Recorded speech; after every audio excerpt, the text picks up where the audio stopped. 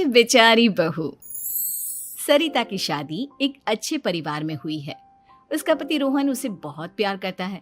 घर में उसकी सास शांति और ननद मीनाक्षी भी है, जो सरिता के किसी काम में दखल अंदाजी नहीं करती।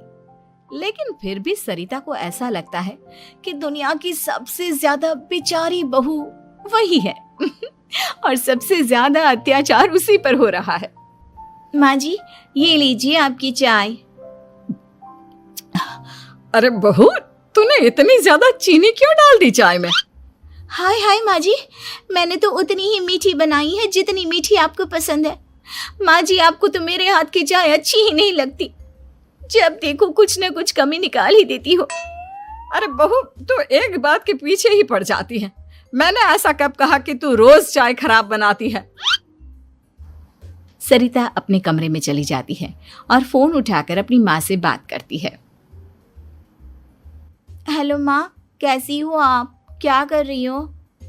मैं तो ठीक हूँ, पर तू बता, तेरा मूड कैसा है? तेरी आवाज से लग रहा है कि कुछ तो हुआ है तेरे ससुराल में। अरे क्या बताऊँ माँ, यहाँ तो हर समय मेरे साथ बहुत बुरा व्यवहार होता है। मैंने अपनी सास के लिए इतनी अच्छी चाय बनाई, लेकिन मेरी सास चाय पीते ही मुझे 4 बातें सुना दी। बेटी, तू इतनी छोटी छोटी बातों पर ध्यान ही क्यों देती हो? तुम्हारी सास ने कुछ बोल भी दिया तो क्या हो गया, वो बड़ी है ना तुझसे। माँ ने इतना समझाया, लेकिन इस बात का सरिता पर कोई असर नहीं हुआ। अपनी बेचारी बहू की छवि वो बदलना ही नहीं चाहती। अगली सुबह सब नाश्ते के टेबल पर बैठकर नाश्ता कर रहे थे, तभी सरिता ने अपने पति से कहा, सुनिए जी, मुझे ना आज बाजार से कुछ सामान लेकर आना है। आज आप ऑफिस से आने के बाद मुझे लेकर चलना ना। भाभी, मुझे भी कुछ किताबें खरीदनी है। आप दोनों जा ही रहे हो तो मेरी किताबें भी ले आना। लो, अभी तो बात ही की है बाजार जाने की, तो एक फरमाइश आ गई। माँ जी, आप भी बता दो कुछ, और हाँ, मोहल्ले वालों से भी बोल दो अगर वो कुछ मंगवाना चाहते हो तो। बेचारी मीनाक्षी अपना सा मुंह लेकर रह गई। ये सब देखकर रोहन से चुप नहीं रह गया और वो गुस्से में बोला, सरिता, क्या हो गया है तुम्हें? मीनाक्षी ने तो सिर्फ किताबों के लिए बोला है। तुम्हें मीनाक्षी से इस तरह से बात नहीं करनी चाहिए। माफी मांगो उससे अभी। क्या? मैं माफी मांगू? दिन भर आपके घर के काम करूं मैं, आपकी और आपके घर वालों की बातें सुनूं मैं, और अब माफी भी मैं मांगू? ऐसा कभी नहीं हो सकता। ये बोलकर सरिता वहां से चली जाती है। एक दिन उनकी पड़ोसन घर आती है। अरे सरिता, क्या कर रही है? और क्या करूंगी भाभी जी, बस घर का काम ही कर रही हूँ। आप बताओ कैसे आना हुआ? अरे मैं तो तुम्हारा हालचाल पूछने आई थी, लेकिन तुम तो बिजी लग रही हो। कोई बात नहीं, मैं बाद में आ जाऊंगी। और क्या करूं भाभी जी, जब से शादी होकर आई हूँ ना, बस काम ही कर रही हूँ। और इस घर में ना कोई मेरी कदर नहीं करता। पति है जो बस घर से ऑफिस, ऑफिस से घर। ननद को तो कॉलेज से फुर्सत नहीं। बची सास तो उनका सारा समय मेरी गलतियां निकालने में लग जाता है। अरे ये क्या कह रही हो सरिता? तुम्हारी सास तो पूरे मोहल्ले में तुम्हारी तारीफ करती फिरती है कि तुम बहुत अच्छी हो, पूरा घर तुम्ही ने संभाल रखा है। हाँ तो क्या हुआ, इसमें गलत क्या कहती है? सच्ची तो कहती है। मेरी मर्जी के बिना इस घर का पत्ता भी नहीं हिलता। शाम को जब रोहन घर आया तो उसने सबसे कहा, कल हम सबको मौसी जी के घर जाना है, उनकी बेटी की शादी है। सब अपनी अपनी पैकिंग कर लो, सुबह होते ही निकल जाएंगे। और सरिता, तुम कान खोलकर सुन लो, वहां जाकर किसी की बुराई भलाई शुरू मत कर देना, नहीं तो मुझसे बुरा कोई नहीं होगा।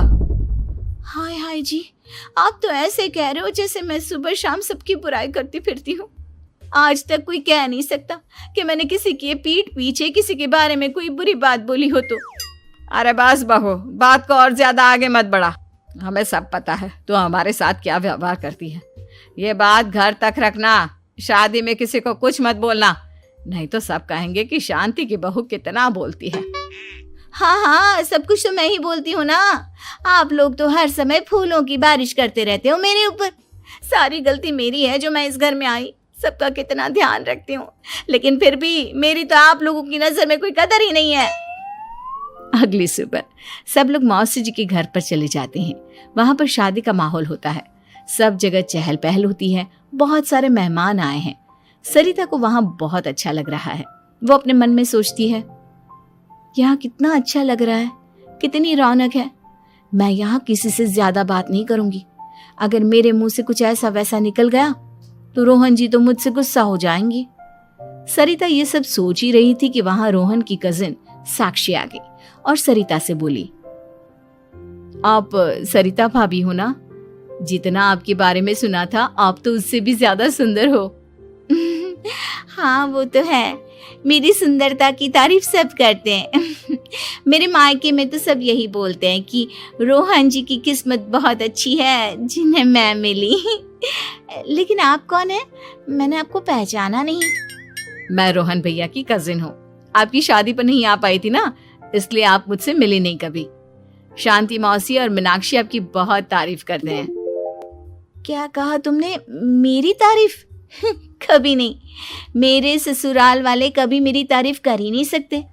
मैं इतनी अच्छी हूँ, मेहनती हूँ, लेकिन उन्हें तो मेरी कदर ही नहीं। सारा दिन घर का काम करती हूँ, फिर भी मेरी सास ना मुझे सुनाती रहती है, और पति भी मेरी सास की साइड लेते हैं। ना कभी बाहर ले जाते हैं, ना कहीं घुमाने।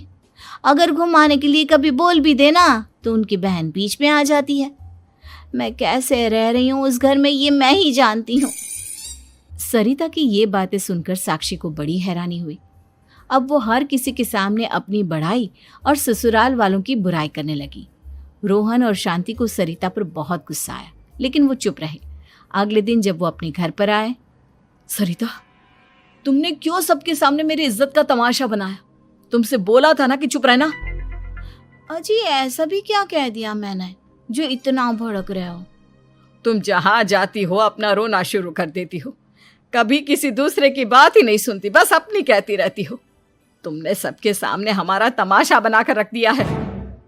हे भगवान, मुझे अपने पास बुला ले। जिस घर में मेरी कदर ही नहीं, उस घर में मेरा क्या काम? अरे क्या करूंगी मैं यहाँ रहकर? जो भी आता है मुझे सुनाकर चला जाता है। मैं तो किसी से कुछ नहीं कहती।